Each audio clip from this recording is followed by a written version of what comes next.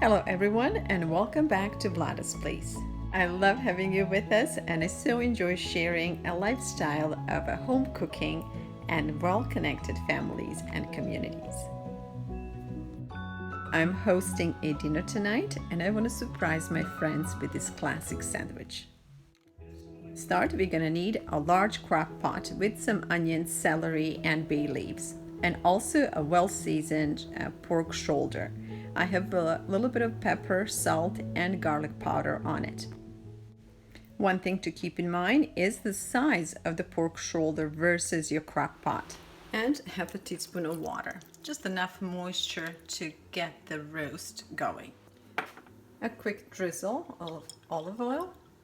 Gonna set the crock pot on high. A great thing about the pulled pork is that you get to cook a big piece of pork that you can use not just for the pulled pork sandwiches but also for other dishes. So soups, I like making soups with pork, like cabbage soup or pea soup. So while you're cooking for tonight's or for today's meal, you are also cooking for tomorrow and a couple of days in advance. So the pork is cooking outside. Come over here, let me show you what pork looks like. We have it in a crock pot since noon and it's about 4:30 right now. The meat is getting softer, but it's not quite there yet. So I'm just going to turn it and I'm going to continue to cook it because you need this pork to be tender enough to simply fall off the bone. So now the meat is warm all the way through and you can see these parts are slowly starting to fall apart, and we're just gonna wait till the middle part gets nice and soft. Let it simmer until it's ready to fall off the bone. After 6 hours of cooking, meat is finally ready. So I'm gonna go ahead and cut off the external pieces because they are the softest, and I'm gonna leave the rest of the pork to continue to cook. Because number one, I'm not gonna need all the pork for the sandwiches, and number two, the meat that's closer to bone still needs a little bit more cooking. Next is getting meat ready for the sauce, and as you can see here, instead of cutting it, I'm shaving it or just kind of tearing it apart so that we can have these long strings. Once done, we're gonna set it in a sauce and let it simmer for a while. But first, we need to make that sauce. So the sauce, this really is per your preference. You do want to have a barbecue sauce and the smoky flavor in there, and if you go online there are so many different recipes, but most of them carry that smoky flavor. You can get liquid smoke or you can buy very good barbecue sauce and work around that.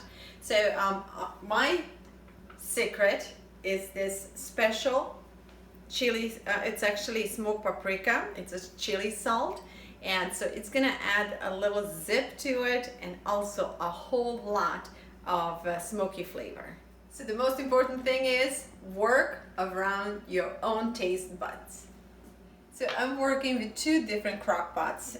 This is a smaller one and this is where I'm gonna prepare the sauce and later add only portion of that pork that we're cooking in a bigger crock pot.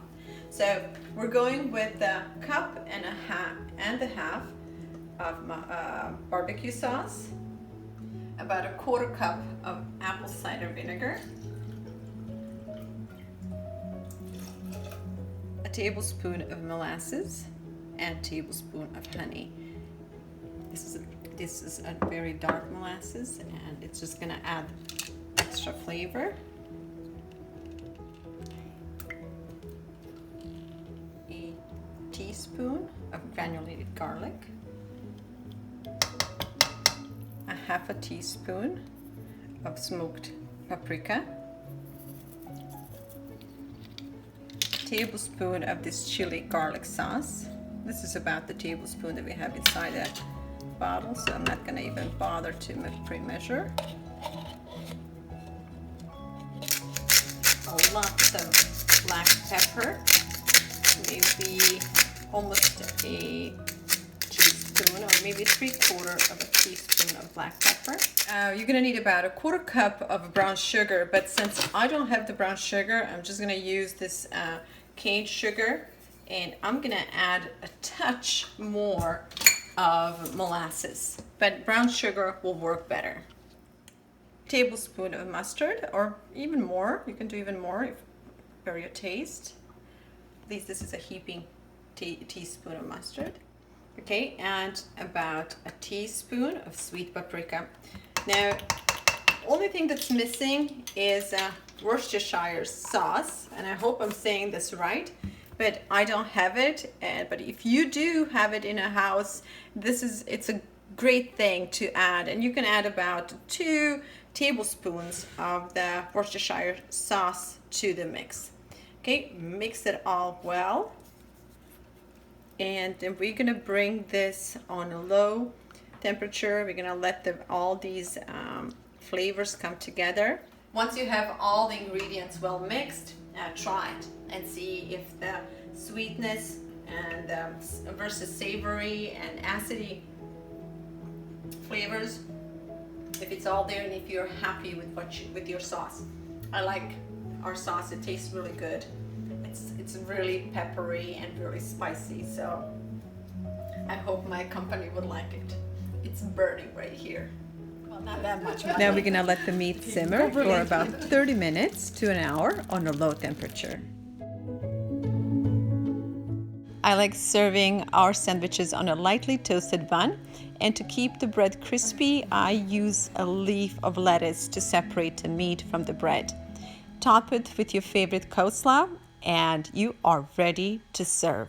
And this is our finished product. It's looking good, and we're gonna serve it with just a few potato chips on the side. But if you wanna come close, you can see how nice the meat looks. And this coleslaw, by the way, I finished the coleslaw with the dressing that we did yesterday, and we filmed this recipe for you. So if you want to get the dressing for this coleslaw, just go on our video. That's a video for making subs, and I use this dressing instead of mayo. So this dressing is really good. It's savory, and it's very kind of sour, and it's really good with this pulled pork. So if you like to make this coleslaw, again, go to our YouTube channel and just look up VLADA'S Place sub recipe. Thank you so much for watching and for spending time with me once again.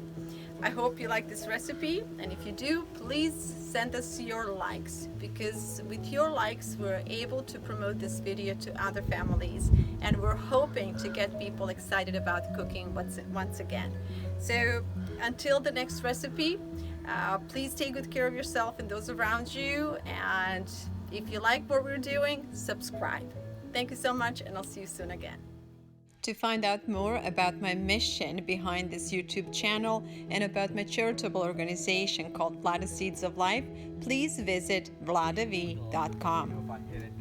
I hope you will approve and support our initiative to help reconnect American families and communities over a healthy homemade meal and a quality family time.